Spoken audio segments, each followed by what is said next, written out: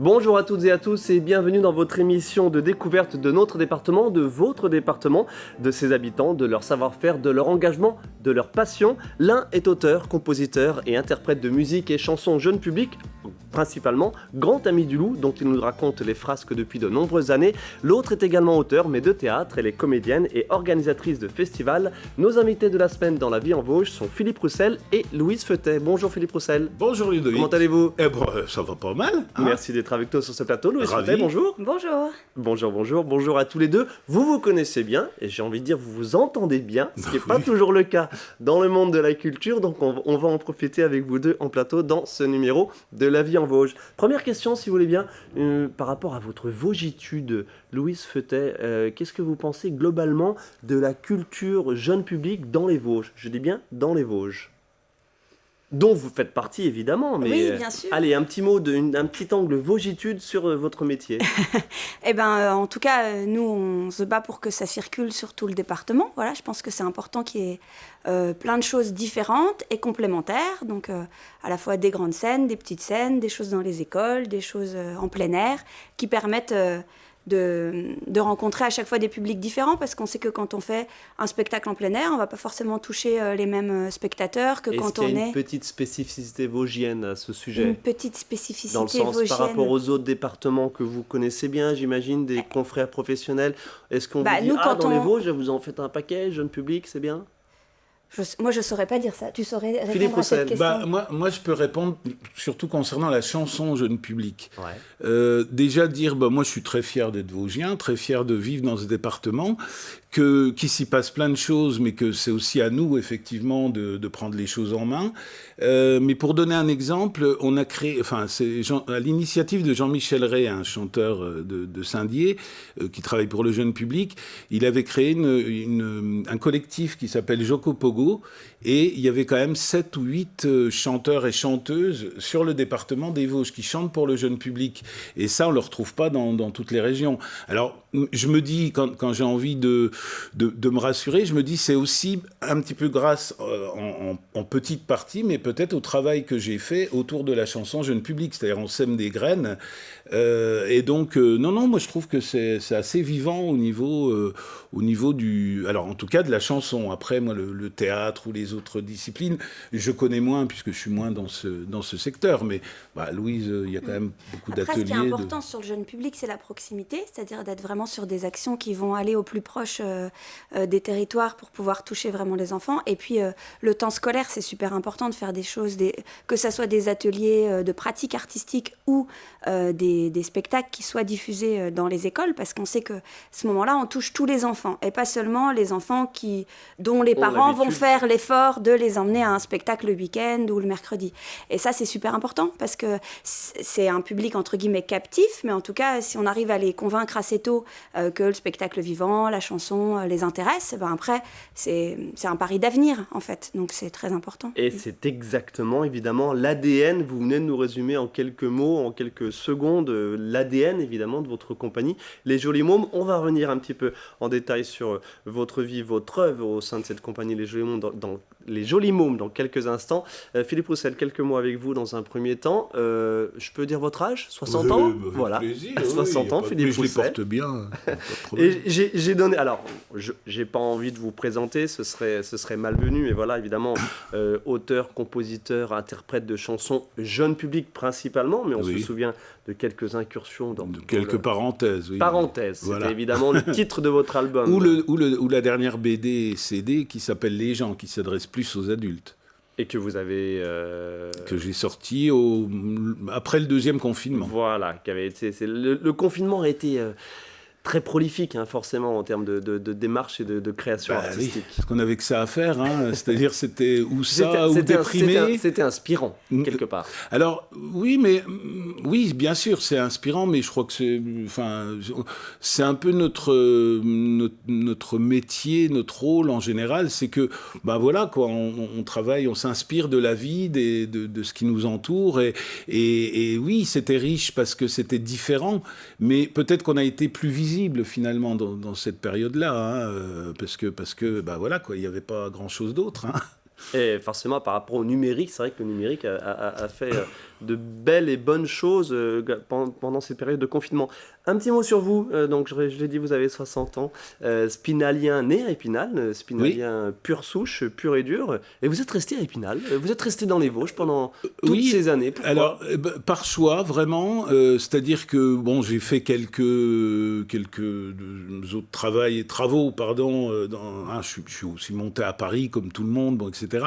Mais non, moi, le choix était vraiment de faire vivre le territoire, ce qui n'est pas sans poser problème, puisque quand on est identifié, finalement, par exemple, moi qui suis chanteur, on dit souvent, ah ben oui, c'est le chanteur local. Oui, mais chanteur local, ça ne veut pas dire chanteur qui travaille que localement, puisque quelque part, on est ambassadeur aussi, parce que nous, on travaille un petit peu partout en France. Et un Parisien, on ne dit pas que c'est un chanteur local. Oui, puis d'ailleurs, un Parisien qui habitent à Paris, n'existe pas, mais je veux dire, voilà, ça c'est un peut-être premier handicap, c'est-à-dire que quand on fait un travail sur une région, sur un territoire, on est identifié comme faisant ce travail que sur le territoire, alors que c'est pas vrai, puisque notre métier est aussi d'exporter ce qu'on fait. Et puis, moi, j'ai envie de dire, mais ça, c'est ce qu'on appelle le syndrome de proximité, ça existe un petit peu partout, c'est-à-dire que très souvent, dans les régions, on préfère les chanteurs, enfin les artistes qui ont réussi ailleurs. Quelquefois, on a l'impression qu'on est plus fier de celui qui a bien réussi, qui est natif d'eux. Ou alors les morts, bien sûr. Bon, ça, mais... Comment vous l'expliquez, ça, Philippe ? C'est pour ça, dans le domaine artistique. J'appelle ça le syndrome de proximité parce que quand on côtoie les gens, on les connaît d'une autre manière. Donc forcément, on a moins... Puis on s'intéresse moins aux gens qui habitent... qu'on côtoie, en fait. Parce que moi, je sais pas, par exemple, Louise, elle fait plein de choses. Si je la croise dans la rue, je vais lui dire bonjour, ça va, par exemple, et c'est tout. Alors que si on croise quelqu'un qu'on voit pas souvent, c'est « alors, qu'est-ce que tu deviens ? Alors, t'en es où ? Tu fais quoi ? » etc. Donc, je pense que voilà, j'appelle ça bêtement syndrome de proximité. Vous partagez cette petite analyse, Louise Feutet ? Oui, il y a un petit intérêt pour l'exotisme artistique, des fois. Voilà. Mais après, moi, je crois beaucoup, justement, à l'inverse, aux liens qu'on peut créer, nous, en tant qu'artistes, avec des habitants et avec des spectateurs. Et je pense aussi que c'est ça qui va convaincre les gens de venir régulièrement aussi à la rencontre de nos propositions artistiques. C'est aussi parce qu'il y a un lien qui est créé. Alors que, entre guillemets, si on était parachuté dans je ne sais quelle commune de France sans qu'il y ait aucun lien, peut-être que ça serait plus difficile pour nous de créer ce lien et de faire venir du monde à nous.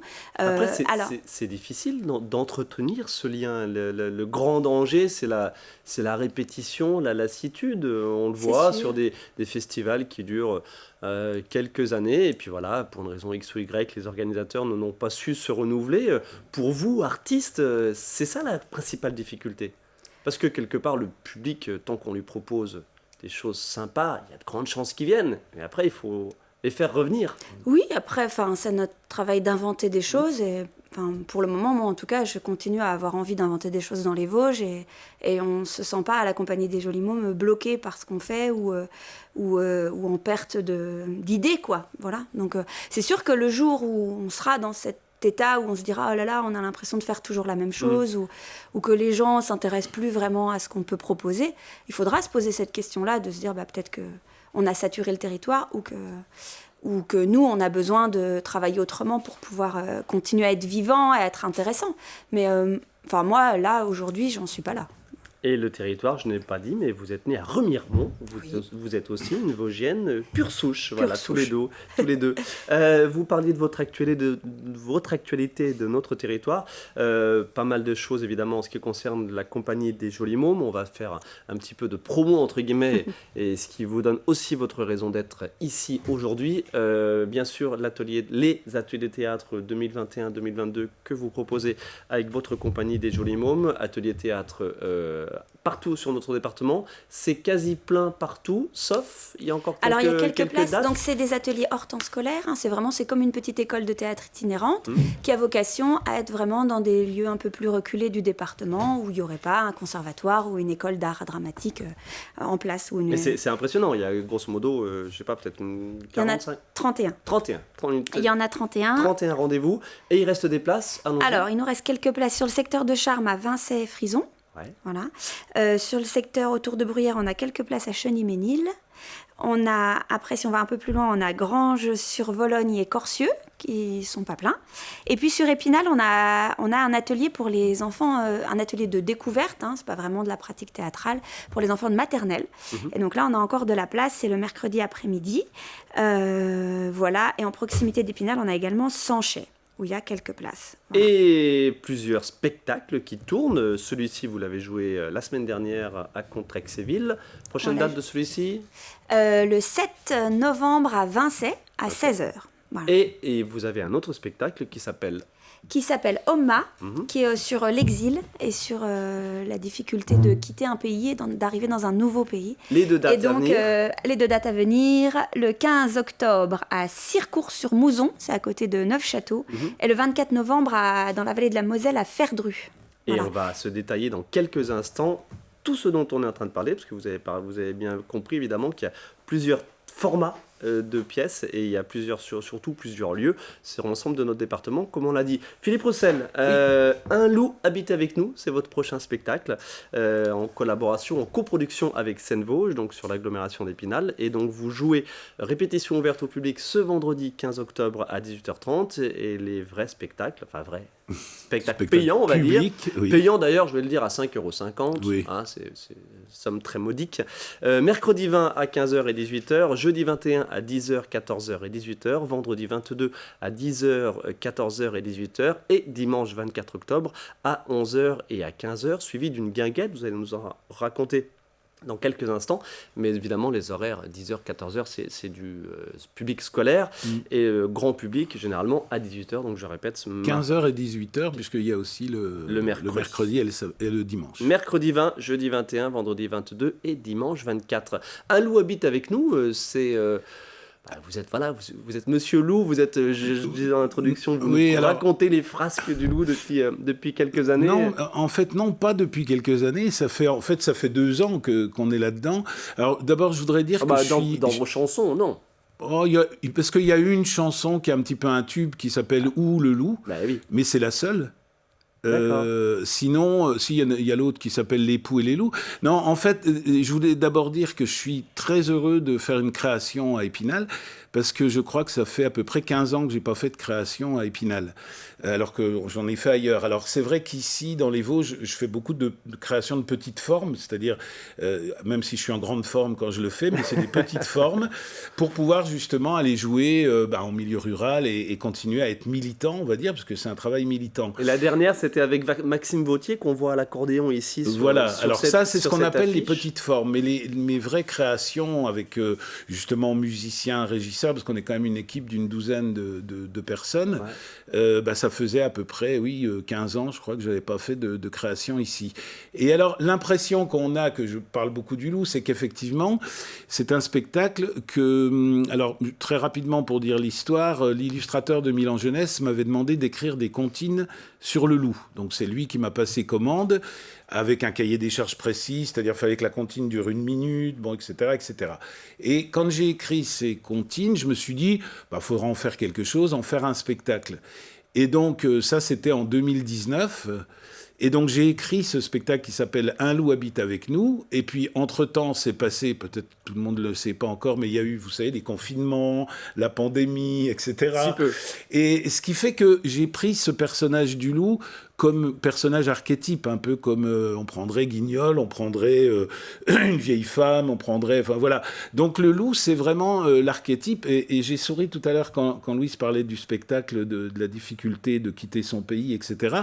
Parce que le thème... Enfin, il y a plusieurs thèmes dans ce spectacle, mais c'est aussi un loup qui a quitté sa forêt pas par choix, parce que la forêt devenait de plus en plus pauvre, il y avait de moins en moins de chemins, enfin, il avait plus sa place dans la forêt, et pourtant, c'est un loup qui était pas ni trop gros, ni trop petit, c'est plutôt un loup migrant, quoi, voilà, donc voilà un petit peu, donc les thèmes se rejoignent, mais là encore, on est sans se concerter, on est dans des actualités, puisque voilà, nous, on vit notre époque, quoi.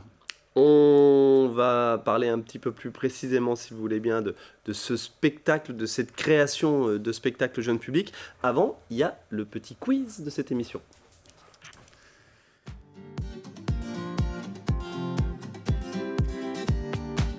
Allez, Louise Feutet et Philippe, ils n'ont pas préparé le quiz, voilà, mais c'est normal, hein, c'est le but du jeu. Allez, j'ai 2 questions à vous poser, Louise Feutet et Philippe Roussel. Première question, on parlait de loups, et ben je vous propose de parler du parc du château d'Épinal. Première question, Louise Feutet, selon vous, de ces 2 parcs urbains, lequel est le plus grand? Lequel est le plus grand? Celui d'Épinal ou celui de Nancy? Bien connu, la pépinière. Selon vous. Qui répond? J'ai demandé à Louise en premier. Ok, c'est le parc du château. Allez. Voilà. Philippe Roussel. Moi, je vais dire, bon, ça pourrait être Nancy, mais on est quand même à Épinal. Je vais dire le parc du château d'Épinal. Oui, là, c'est par chauvinisme pur. Complètement. Vous avez raison tous les deux, bravo.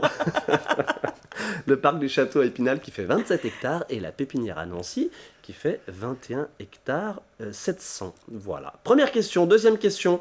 On gagne un truc ou pas? Non, vous ne gagnez rien du tout. Okay. Vous gagnez la satisfaction d'avoir bien répondu. Ok, ça marche. Et la satisfaction d'avoir fait du temps d'antenne sur Rouge Télévision. Et puis d'avoir appris des choses à nos téléspectateurs. Tout à fait, c'est ça, on apprend des choses. On apprend des choses au fur et à mesure. En quelle année commença la construction de la Rotonde à Thaon-les-Vosges? La Rotonde, scène de spectacle évidemment que vous connaissez très bien tous les deux. 1890, 1913 ou 1925? Je propose que tu répondes. Philippe Roussel.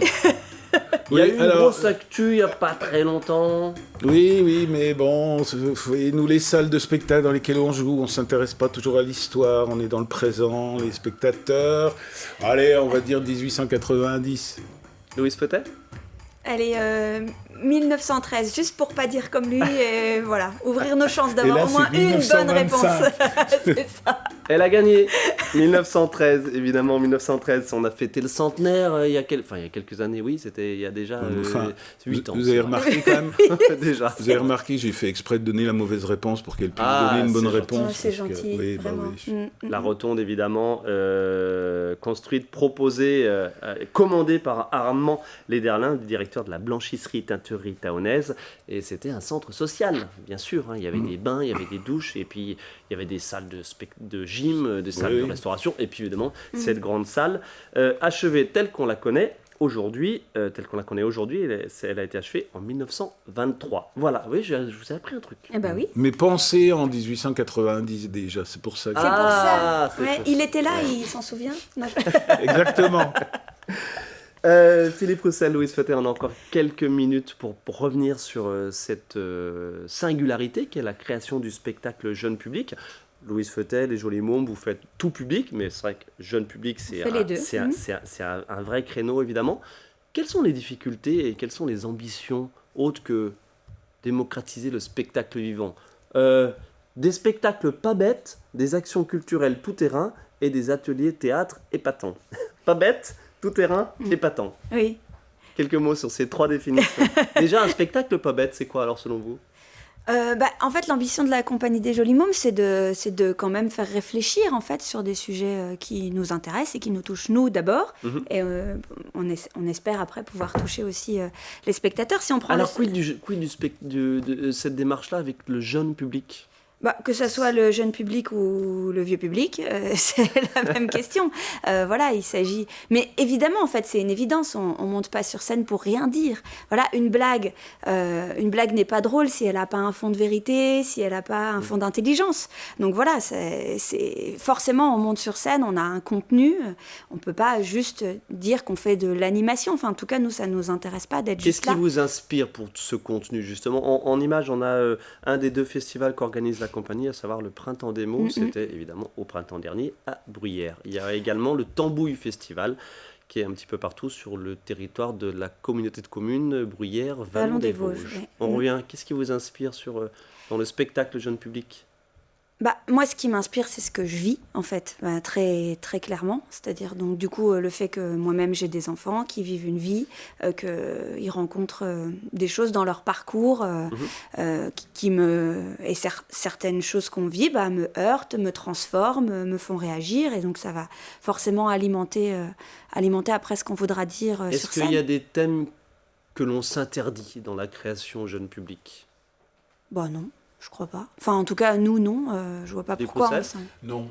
En fait, non. Les thèmes qu'on s'interdit, c'est ceux qu'on s'interdit à titre personnel. C'est-à-dire, des fois, on est plus à l'aise pour parler Moi, par exemple, pour les enfants, j'ai écrit la première chanson sur la mort, je l'ai écrite pendant le confinement, dans Les Brouillons du Loup. Mais je me suis jamais interdit d'écrire, mais je pensais pas savoir, puis ça m'intéresse pas. Enfin, voilà. Je crois qu'on s'interdit rien. Hein. Et puis je crois que toutes les fois où j'ai écrit une pièce où je me disais tu vas peut-être un peu loin, ou c'est peut-être un peu ça va pas parler aux gens, et en fait en général ces pièces-là sont celles qui vont au final le plus parler aux gens, parce que je serais allée plus loin, ou j'aurais osé aller au bout en fait de mon sentiment, ou de ce que j'avais à dire. Et donc, je pense vraiment que dans un acte de création, il ne faut rien s'interdire, et il faut être le plus vrai, le plus sincère possible. Et voilà, après, c'est le rôle aussi du metteur en scène, de l'équipe artistique, de prendre ce qui est proposé par l'écriture, et puis d'en faire quelque chose qui est pour les gens. Mais compléter, c'est vrai qu'on n'est pas opportuniste. C'est-à-dire que quand on choisit un thème, quelquefois, on se dit, tiens, c'est un thème qui est dans l'air du temps, je parlais tout à l'heure. Mais on ne choisit pas un thème parce qu'on se dit, on est en train de parler de ça, on va parler de ça. Ça vient naturellement comme ça, quoi. Mais il n'y a pas de... comme je dis... Après, on a des fois des commandes, toi aussi, des fois on a des commandes où il faut vraiment qu'on travaille à partir d'un livre ou à partir de quelque chose. Donc là, on va vraiment travailler autour de ce thème-là.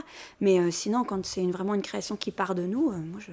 Et il y a parfois une certaine volonté aussi d'être ambitieux. Je ne l'ai pas précisé tout à l'heure, Philippe Roussel, mais donc dans ce spectacle « Un loup habite avec nous », vous faites de nouveau... Vous travaillez de nouveau, vous chantez de nouveau avec un quatuor. Là, pour le coup, c'est un quintet, puisqu'il y a aussi Maxime Vautier à l'accordéon. Mais voilà, vous essayez de faire de la qualité, bien que Alors, voilà. On a du jeune public enfant en face, on a des enfants qui ont envie de chanter, qui ont envie de rigoler, mais on leur met des belles choses dans les oreilles, des beaux textes ou des belles histoires. On travaille toujours avec de la qualité, mais après, tout dépend des moyens, effectivement. Là, j'ai la chance d'avoir cette proposition de création avec Seine-Vosges, donc ça me donne les moyens de faire ce travail. Peut-être que quand je fais des travails de petite forme, il y a l'aspect économique, c'est sûr, faut pas se le cacher. Je peux pas toujours travailler avec une équipe de 12 personnes, parce que c'est une entreprise quand même, hein. Mais voilà, la qualité, bien sûr, on le fait aussi par militantisme, on a envie de transmettre des choses. Et puis, comme je l'ai dit l'autre fois encore, j'aime bien cette phrase, mais en fait, on transmet essentiellement ce qu'on aime, on ne transmet pas ce qu'on sait. C'est-à-dire que l'idée, c'est, il faut déjà qu'il y ait un certain affect chez vous. Évidemment. Oui, et puis je sais pas, on a des idées, donc on transmet nos idées fortes, quoi. Moi, par exemple, je ne nie pas l'écologie ou ces choses-là, mais c'est pas un domaine, je suis pas complètement là-dedans, quoi. Enfin, je fais partie de cette génération. Je sais pas que je suis pas à l'aise, mais par exemple, faire un spectacle qui parlerait que d'écologie, je ne saurais pas bien le faire. Je saurais bien le faire techniquement parce que je travaillerai là-dessus, mais voilà quoi. Donc il y a des thèmes qu'on développe en fonction de notre ressenti, comme disait Louis, sur notre vie. C'est ultra sensible en fait comme travail. Si on perd de la sensibilité, ça va pas toucher le public, mais voilà. Un petit mot sur, c'est déjà la fin de cette émission, ça passe très vite. Un petit mot sur cette période. J'ai pas eu mes 13 minutes, moi. Cette période évidemment assez singulière de laquelle on sort. Louise Feutet. Les collectivités, le public est au rendez-vous. Vous sentez qu'il y a une envie de culture, comme on en a parlé récemment sur notre antenne avec Louis Ville qui est passé sur Épinal. Il y a cette envie peut-être plus importante qu'avant ou pas ? Vous la ressentez? C'est très difficile, hein, parce que ça peut être très différent d'un endroit à l'autre, voilà, ou d'un organisateur à l'autre. Enfin, voilà. Nous, on a l'impression qu'on est très sollicité. Voilà. Bon, après, on s'est mangé un décalage de calendrier, donc ça a condensé aussi beaucoup de travail qu'on avait en attente. Hein. Donc là, on est encore là-dedans. Hein. On rattrape des dates, etc. Et donc, du coup, voilà. Pour le moment, moi, j'ai l'impression que ça se passe bien et que les choses reprennent bien. Tout le monde est au rendez-vous? Eh ben... Les financeurs notamment?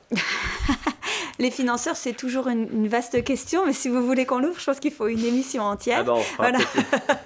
On va s'arrêter là. Voilà. Ouais. Philippe Roussel, quelques secondes là-dessus sur... Non, moi je crois pas. Je crois qu'il y a pas plus de demandes de culture, comme dit Louis, c'est l'effet rattrapage. Après, il y a un petit effet aussi où on dit ah ben les pauvres, vous avez pas beaucoup travaillé, on va vous faire travailler, mais ça va pas durer ça. C'est un peu tôt, moi je pense, pour avoir une analyse. Une vraie analyse. Ouais, non, moi je pense qu'au contraire, ça a fait beaucoup de dégâts et on va voir seulement les dégâts dans un an, quoi. Parce que quand même, on a toujours lutté contre les écrans en tant que spectacle vivant. Et vous nous le dites à chaque fois qu'on vous interviewe. Eh ben oui, c'est vrai. Et donc à la télé. Voilà, c'est quand même une difficulté qui, à mon avis, est accentuée par la crise qu'on vient de vivre. On aura certainement l'occasion d'y revenir. Désolé, cette émission se termine déjà. Louise Feutel, la compagnie des Jolis Mômes.